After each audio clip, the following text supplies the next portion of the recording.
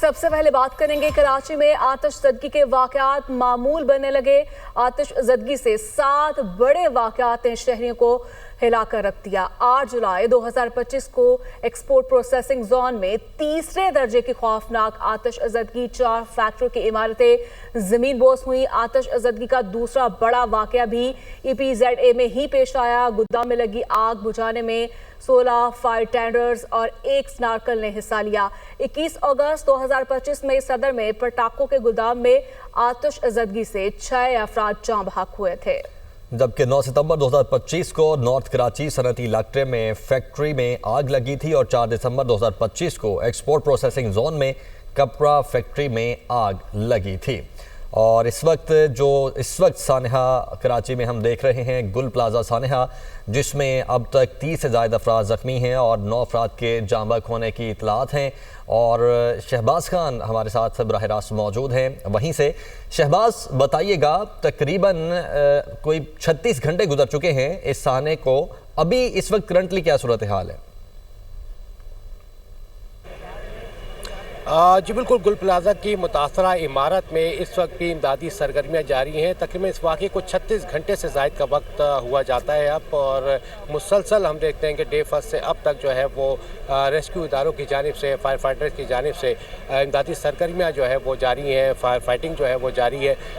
इस ख़तरनाक और अफसोसनाक वाक़े में अब तक 14 अफराद जाँ बहक हो गए हैं, जिनकी तस्दीक DIG साउथ असद रज़ा ने की है। और जाँ बहक होने वाले अफराद में बताया जा रहा है कि एक खातून भी हैं जो हफ्ते के रोज़ दम घुटने के बायस यहाँ से तशवीशनाक हालत में जिन ज़ख्मियों को मुंतकिल किया गया था, उनमें से 3 अफराद दौरान इलाज दम तोड़ गए थे। इसके अलावा कल से अब तक 11 अफराद की लाशों को निकाला जा चुका है, जिनमें से एक फायर फाइटर फुरकान भी शामिल है, जो कि दौरान रेस्क्यू ऑपरेशन बिल्डिंग मुनद्दम होने की वजह से मलबे में दब गया था, एक उसकी लाश शामिल है। इसके अलावा 3 अफराद के आज़ा जो है वो यहाँ से मिले हैं। इसके साथ साथ 8 मुकम्मल जो है वो लाशें यहाँ से बरामद हुई। मजमूई तौर पर जो है वो 14 अफराद इस अफसोसनाक वाक़े में जाँ बहक हो गए। इस वक्त जो है वो रेस्क्यू और फायर फाइटिंग का अमल जारी है। हमारे साथ इस वक्त मौजूद हैं फायर ऑफिसर ज़फ़र खान, जो कि डे फर्स्ट से यहाँ पर मौजूद हैं और इस तमाम तर जो रेस्क्यू और फायर ऑपरेशन है उसकी निगरानी भी कर रहे हैं। उनसे मज़ीद हम जानते हैं कि अब तक जो है वो क्या सूरत हाल है इस वक्त इस 36 घंटों के बाद भी। ज़फ़र साहब फरमाइएगा, 36 घंटे हुए चाहते हैं इस वाक़े को, अफसोसनाक वाक़े को, कहाँ तक आपका रेस्क्यू एंड फायर ऑपरेशन पहुँचा है, कितनी कामयाबी हुई है और किन मुश्किलात का? देखिए, फायर फाइटिंग के हवाले से तो हमारी रात को भी जो है 15 fire tender, 2 water bowser, 3 snorkel, light towers और स्मोक डिटेक्टर्स हमने काम किया था। और दीगर इदारों के फायर फाइटर्स भी और गाड़ियाँ भी मौजूद थी हमारे पास। और उसमें हमने जो है अल्हम्दुलिल्लाह जो कूलिंग का अमल शुरू किया था 8 बजे, वो पूरी रात चलता रहा और उससे हमने कूलिंग का अमल जारी रखा। इसके अलावा जो बैक साइड पे मलबा गिरा था उसको भी मशीनरी के ज़रिए जो है हमने उठाने का सिलसिला शुरू किया रात को।